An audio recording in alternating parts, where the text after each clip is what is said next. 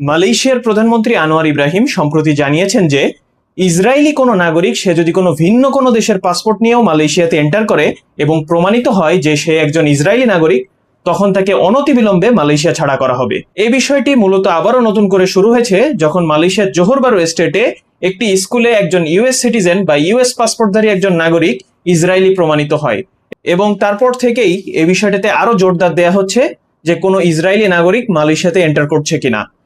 এবং এ বিষয়ের পর আমেরিকাতে অবস্থিত মালয়েশিয়ার রাষ্ট্রদূতকে তলব করেছে, এবং মালয়েশিয়ার রাষ্ট্রদূতকে তলব করে তাকে জানিয়ে দিয়েছে যে মালয়েশিয়া এবং আমেরিকার ভেতরে বাণিজ্য, এই বিষয়গুলো আমেরিকা আবারও খতিয়ে দেখবে। এবং এই ঘটনার পর মালয়েশিয়ার ফরেন মিনিস্টার তিনি জানিয়ে দিয়েছেন যে মালয়েশিয়ার এই নীতিটি পুরাতন না, মালয়েশিয়া ইসরায়েলি নাগরিকদের একজন ইল্লিগাল রাষ্ট্রের নাগরিক হিসেবে ট্রিট করে অনেক আগে থেকে, এবং মালয়েশিয়া সবসময় ফিলিস্তিনিদের পাশে আছে এমনটি তিনি জানিয়েছেন। এবং মালয়েশিয়ার প্রধানমন্ত্রী আনোয়ার ইব্রাহিম তিনি জানিয়েছেন যে মালয়েশিয়ার এই নীতিটি নতুন কোনো নীতি নয়, মালয়েশিয়া এই নীতিটি অনেক আগে থেকে অ্যাপ্লাই করে আসছে। এর আগেও বেশ কয়েকবার মালয়েশিয়াতে ভিন্ন দেশের নাগরিক কিন্তু ইসরায়েলি হিসেবে প্রমাণিত হয়েছিল এবং তাদেরকে মালয়েশিয়া ছাড়া করা হয়েছিল। এবং এর আগেও একটি ঘটনা ঘটেছিল যে মালয়েশিয়াতে তুরস্ক থেকে আগত একজন ফিলিস্তিনি বিজ্ঞানী সে মালয়েশিয়াতে এসেছিল এবং তাকে মালয়েশিয়াতে গুম করা হয়েছিল।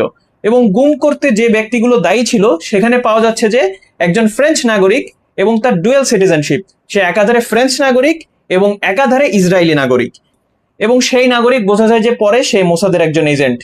তো মালয়েশিয়া আসলে ইসরায়েলি নাগরিকদের প্রতি জিরো টলারেন্স নীতিতে বিশ্বাসী। শুধু তাই না, মালয়েশিয়াতে অসংখ্য ফিলিস্তিনি বসবাস করে এবং মালয়েশিয়া এই ফিলিস্তিনিদের পড়ালেখার দায়িত্ব থেকে শুরু করে তাদের ব্যবসা বাণিজ্য সবকিছুতে হেল্প করছে। আর যারা কিনা আপনারা মালয়েশিয়াতে অবস্থান করছেন তারা জেনে থাকবেন যে মালয়েশিয়ার মসজিদগুলোতে প্রত্যেকটি ওয়াক্তিয়া নামাজ থেকে শুরু করে জুম্মার নামাজ থেকে শুরু করে ঈদের নামাজ, এই সবগুলো নামাজে ফিলিস্তিনিদের জন্য খাস করে দোয়া করা হয়।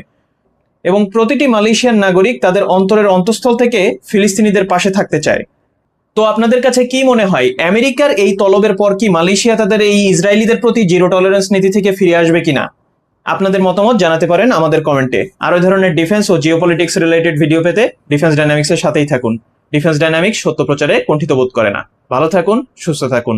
আসসালামু আলাইকুম ওয়া রাহমাতুল্লাহি ওয়া বারাকাতুহু।